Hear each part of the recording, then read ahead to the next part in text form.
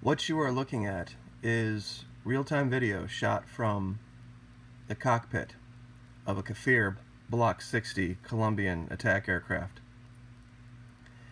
launched to intercept two Russian TU-160 nuclear-capable hypersonic bombers that had violated its airspace. There's no audio here, I do apologize. The Kafir is an Israeli-made jet based off of a French Dassault Mirage aircraft. While the mainstream media wants you to be focused on what's happening in Iran and what's happening in Israel, there are things going on right here in our own hemisphere that are going to all of a sudden be breaking news that no one is going to have been paying attention to unless you've been here at the channel. They've been planning for this for a long time. Going all the way back to when Chavez was in power. This article here talks about how the Russians have returned to Latin America. And just to read real quick, this pretty much sums it up. Defense Minister Sergei Shoigu discussed issues of closer cooperation in other military areas such as arms supplies, personnel training, and conducting joint drills to repel possible aggression.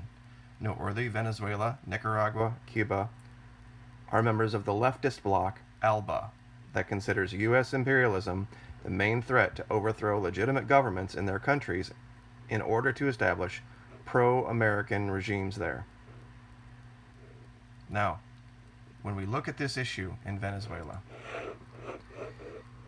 and we see what's going on, if you look at history, and you see point by point, step by step, going all the way back to the 70s, you can see that the U.S. has tried over and over and over again to do to Venezuela what they've done to Colombia. And you have to ask yourself a question. If everything the U.S. was saying was true about the causes of the collapse in Venezuela, why don't we see other countries, our allies, joining us in prohibiting the purchase of the petrol? Did you know that? We're the only ones. Great Britain, France, Germany, Canada, perfectly fine.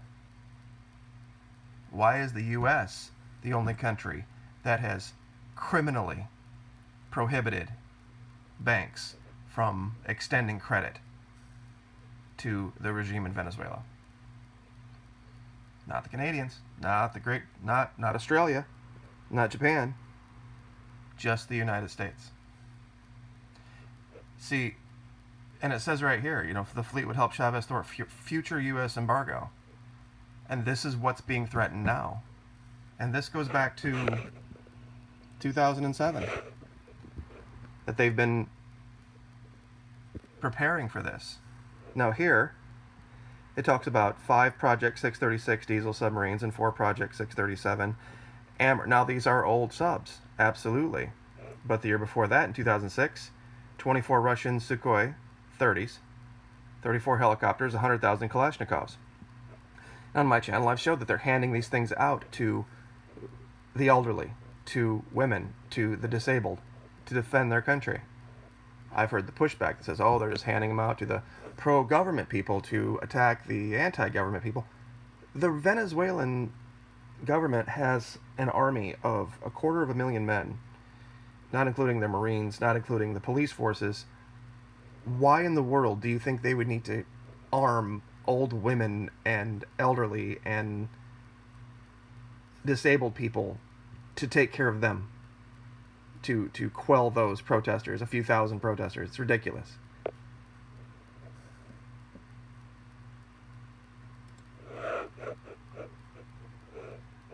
There was a flotilla that moved in down there.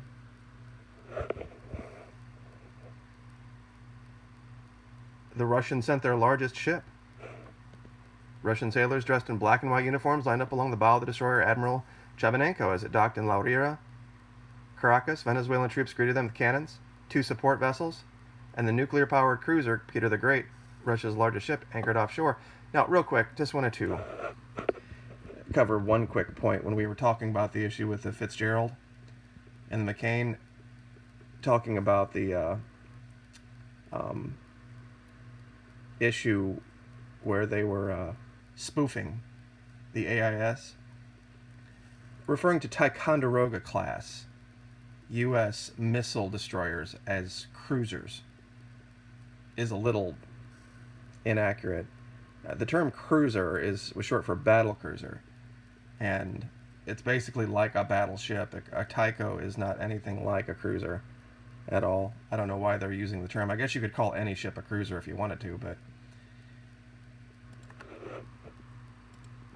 this is an article from the U.S. Army War College talking about, and I just want to get to the title here.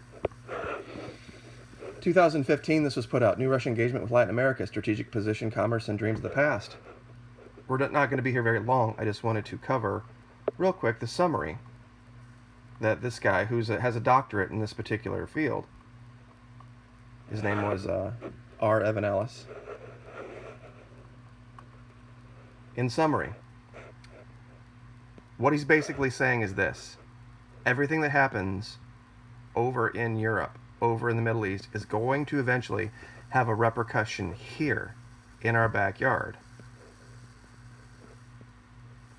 Russia countered with a series of actions in Latin America, including sending nuclear-capable TU-160 bombers to Venezuela, from where they conducted symbolically charged flights around the Caribbean, followed a month later by the deployment of a 4-ship Russian naval flotilla to the area to conduct military exercises with the Venezuelan Navy before making port calls in Cuba and Nicaragua.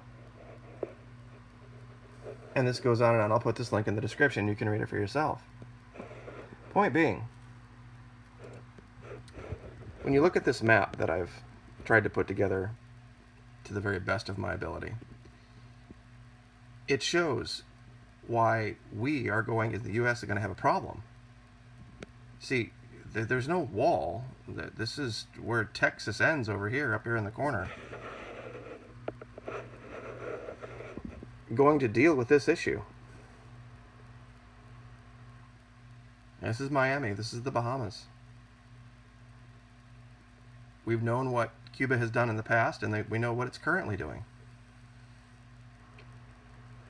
When you take a country like Colombia, which is the poster child for corruption, and subsidize it to the tune of tens of billions of dollars, US dollars, over decades,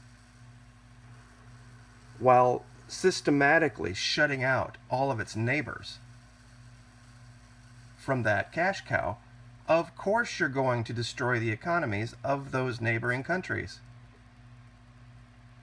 I mean, real fast, the issue with the Bolivar. People are like, oh, okay, you can't subsidize prices. You can't, put price controls on things because it causes shortages and it causes black market issues. Yes, and it's exacerbated by when right next door the U.S. is just sending money, hand over fist, to drug traffickers, to sex traffickers, to violent paramilitaries. And we're not talking about $1 million or $2 million. We're talking $500 million a year, every year, going back to the 80s. Of course, when you do that with this country, and then this country over here, you sanction, you attack, you vilify, you do everything you can to isolate, basically forcing them to go to China, to Russia, to India, to Pakistan, to Iran for support. You're going to cause this issue. You're going to cause this problem, this collapse. It's this stupid thinking that there was ever going to be this issue where Venezuela was going to become some U.S. client state, that operated like we did, that operated with free market capitalist principles. There's not a single country in South America that has ever done that. Ever. Even Colombia. has certain aspects of its economy that are state-run. It's just survived. It's just been able to maintain its status basically because of the $500 million subsidy the U.S. gives it every year. The massive amount of drugs that flow out of this continent, South America, come from two countries, Colombia and Peru. The two countries that get the most U.S. aid. Notice you never heard about the wealthy, powerful, violent Venezuelan drug cartels, did you? No. You heard about the Cali cartel. You've heard about the Medellin cartel. You've heard about the problems in Cartagena. But you didn't hear about it from Venezuela, did you? You didn't hear about Maracaibo, Caracas. You didn't hear about that. Why? Strangely enough, they don't allow U.S. DEA down here. They don't allow U.S. CIA down here. Homeland Security to come in and infiltrate and cause this nightmare. So what did the U.S. have to do? Had to tank their economy. Largest oil reserves in the world. Just ever so coincidentally, the year the U.S. let its own ban on exporting oil expire, 2015, just so happened to be the year that the Venezuelan economy started to seriously tank and go into the shitter. That their economy just magically collapsed that exact same year. Their ability to export oil went to hell. The same year the U.S. stood up its ability to do it. Just a coincidence, I guess, huh? So, anyway, the rest of the world sees what's going on. I'm hoping those in the truth movement here will see it too. Because this isn't going to go well. We've got Russian warships over here. Russian bombers here. Here. The U.S. just stood up the second fleet because they're worried about Russians prowling around cables out here. We've covered how the Chinese have pretty much economically secured everything from Trinidad and Tobago all the way around the Dominican through Jamaica. The last big question mark we're going to have is Puerto Rico, and right now we're not their favorite person. So keep an eye on Puerto Rico. There's also an issue with this Puerto Rican military crash I'm going to cover in another video. Very, very suspicious. Some of the things they're not telling you. And also up here, this issue with Cancun. Why all the violence towards Americans all of a sudden, out of nowhere? Are you starting to see the picture? Everything that's getting put together? What the U.S. is trying to do? Why are we the only ones? Why haven't we seen any other country ban the petro? Why haven't we seen any other country join us in sanctioning Venezuela? It's just the U.S. There's a reason. They know as well. Thank you for your support. Really appreciate it. Like, share, subscribe.